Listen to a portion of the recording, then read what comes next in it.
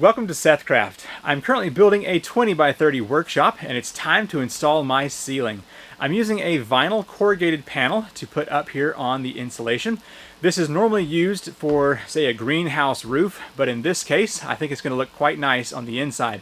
I've got the white color and that should help with my lighting to brighten up this space. So let's go ahead and get started installing these ceiling panels. These corrugated vinyl panels come in 8-foot or 12-foot sections, and they are nice and light, so much easier to deal with than your old sheetrock or a plywood ceiling. Let me zoom into your sticker here so you can see what this looks like. There you go. Now to install this, I'm going to be using metal roofing screws that have the washer on them, as you can see right here, and that will just make this install quick and easy. I also got the white color, but some of that paint will strip off whenever I go to put these in. Now I am working alone with this project, so to help hold these panels up, I've got a couple of jigs here. This one will go flat against the wall and hold the panel up. This one will go into the ceiling and help hold the other side. So I'll be installing these first so that I can easily get this panel up here and not have to hold it. The plastic panels are 26 inches wide, and so I want to measure out long enough here that I can get this blocking in without interfering with that panel. So let's go ahead and put this at about, the 27 or 28 inch mark.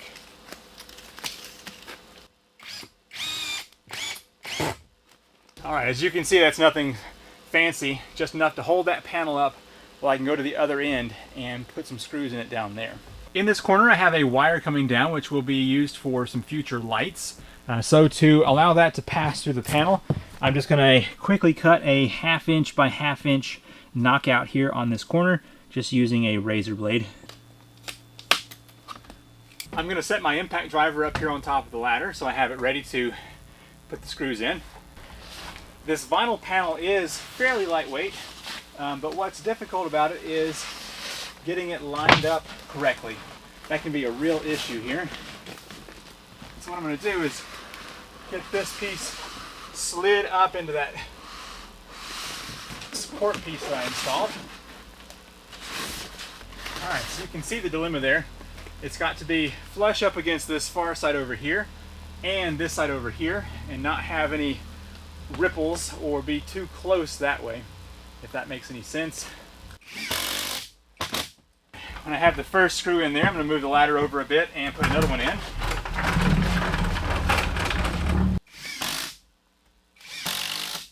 Once I have the alignment the way I want it, I'm going to move over either 2 spaces or 3 spaces here and get a screw in.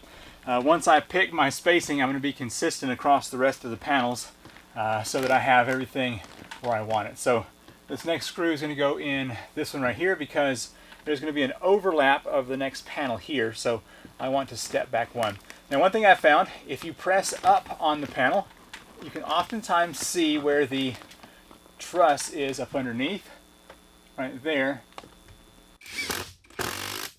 And that'll help you hit that truss and not put a hole off to the side. So what I'm going to do now is go along here and put a screw in on every one of these trusses, and I'm going to do 3 per truss to hold this up properly.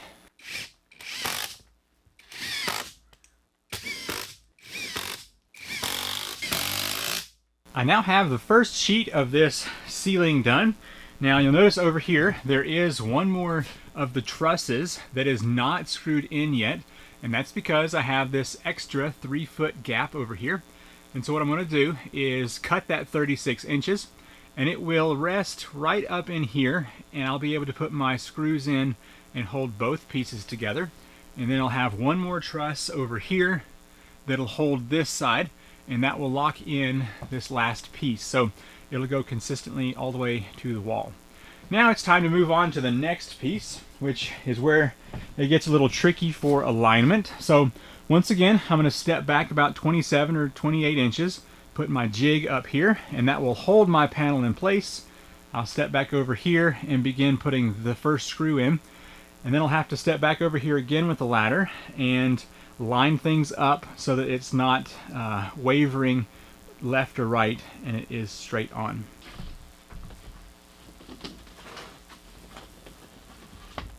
All right. So working alone, this is actually kind of difficult to get things lined up proper. I have found that as my test panels went in the other room. So I'm going to kind of back off this other wall just a little bit and try to put one screw in where I think it should be. One of the issues I run into is that this 12-foot piece wants to sag in the middle whenever I get it lined up properly here. And just kind of throws it off a bit.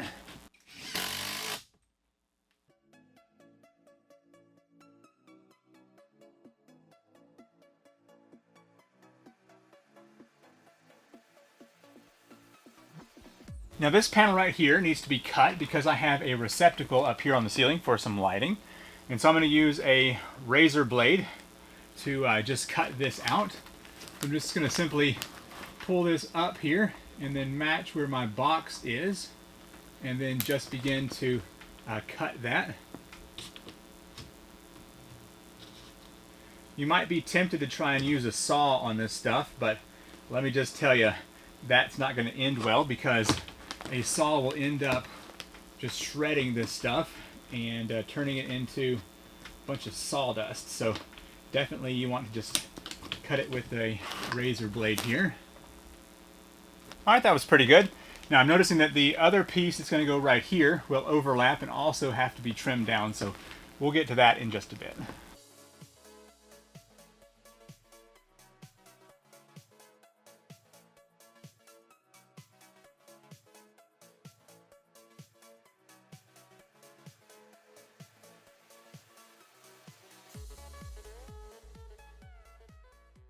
I've been working hard to get all of these ceiling panels on here in the main room, and I'm down to my last little strip. Now you notice it's a lot darker in here. I had to remove the light that I had temporarily hanging in order to get the panel up here. So now that I'm back to my last little piece, I'm going to use my tape measure and see what I need to go from the wall, and then have one overlap piece right here. Looks like 12 inches ought to do it, and I want to just make sure it's consistent across here. So I think I'm going to cut a piece 12 foot long at 12 inches. I'm going to take my tape measure here and measure from the edge and find 12 inches. Looks like it is going to be right on top of this piece right here, this ridge. So I will mark that in a couple of places just to make sure I have it down. And then I'm going to be using a razor blade to cut this. It's perhaps not the smoothest cut, but I've not had very good success using power tools on this. It just kind of rips it up. So you may be able to turn your saw blade backwards and get a better cut, but for me, I'm just going to use the blade here and try my best. I think I may put a straight edge on here and carry this line out for getting the best results on this cut.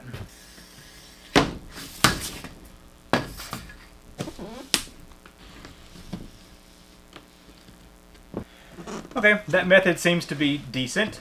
I'm scoring it first and then going back and finishing the cut on the second pass, and I think it's going to work out just fine. Alright, I'm going to do that all the way across this entire 12 foot, and we will have our 12 inches by 12 foot.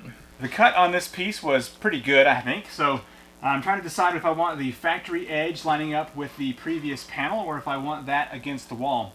There's going to be a 2-foot shelf coming out here with stuff up on this shelf, so you won't ever see this. But also there's going to be trim or plywood going up to hide this. So I don't know, let's see here what we got.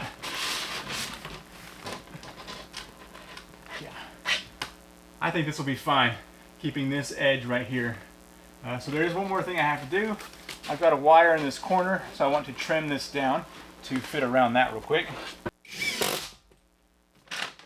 I've just finished getting all of the 12-foot pieces installed, and now it's time to move on to the last little bit, which will bridge the gap between the 12-foot piece and the back wall. I'm cutting this down to 3-foot pieces, and that is enough to go underneath the previous piece and be screwed into place. To do this, I'm just taking a tape measure on my ceiling panel, making a mark, and then using a razor blade to cut that panel at the 3-foot mark. Let's go ahead and get to work getting the last pieces installed up here. My method for cutting these panels seems to be working okay. I've got my tape measure and I'm marking at 36 inches. Moving over a little bit and doing that once again. Once I've got 2 marks, I can then take a straight edge like this one right here and line those 2 up. And then just simply take my pencil and make a mark there at the 3-foot distance. I've got a fresh razor in my razor blade, and what I'm doing is just scoring this, not necessarily cutting it all the way through. And once I do that, I'm then able to just pop this panel at that point, and it seems to be making a decent smooth cut. Now that I have this scored, I'm going to move this to the edge of my sawhorses and press down and see if it will snap at that point. Okay, there we go.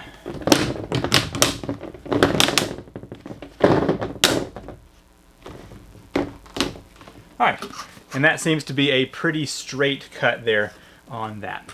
Alright, I'm taking my 3-foot piece of panel that I just cut, and I'm going to slide this underneath the panel that's up on the ceiling.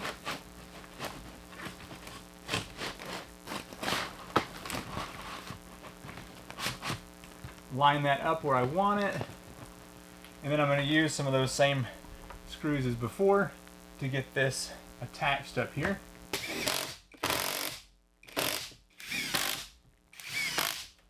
I now have all of the ceiling panels installed here in the big room of my shop. Let's go ahead and take a tour around here, and I will show you what worked out well and what could have used a little bit of improvement. I started over here on this side and got this panel along this back wall first, and then worked out from there to get the rest of them done. I was able to cut out for this receptacle here in the ceiling with a razor blade, and it worked out very nicely. Same thing, if I move over here to this one, I was able to get that cut out as well. Now in the corners, I do have a wire coming down to be used later for some electrical, and I just put a little notch in that ceiling panel and got that through. Now you'll see places like this right here, whenever the wall sheathing goes on, it will press up against that and keep it together. If not, I will do what I've done over here, and that is to add, let me show you maybe right here, just add one more screw to keep that joint together. Now I'm not as happy with the alignment here on these last pieces, but I think it's going to be okay. Like I said, I'm going to have a 2-foot shelf. Basically where this blocking is, there'll be a shelf sticking out, and that's where my shelf's going to hopefully hide a lot of that up there. But to be honest, it's not too bad. Now I did have to cut one last piece over here to fit around my wire chase, and I could have lined that up a bit better as well. As you can see, it's got a little gap in there, but I'm happy enough with it, and I think as ceilings go, it's way better than using any kind of plywood or sheetrock as far as installation and look goes. Now the vinyl that I used for this roof came from my local hardware store, and they're having a hard time getting more in. I've got this room here finished, and I've got my one of my side rooms done, but I don't have any yet for my office space that'll be over here. So I need, I think, either 7 or 8 more pieces to get that done. But your local home improvement stores such as Lowe's and Home Depot will have this. I paid $22 for the 12-foot piece at my local hardware store, and they have this at, I think, $27 at Lowe's or Home Depot. Now the screws that I use to attach this are simply just regular roofing screws. They've got the little washer on there, and they tap really easy. So I think a bag of these was about $22, and they were $250 in a pack. So I actually had to have 2 packs to do my whole building, which was quite a lot. If you've enjoyed the video, make sure you hit that thumbs up button. If you're not subscribed, be sure to do that, ring the notification bell, because I have tons more content to go here in the building. I'm Seth with the SethCraft Workshop, and I will see you in the next one. Bye.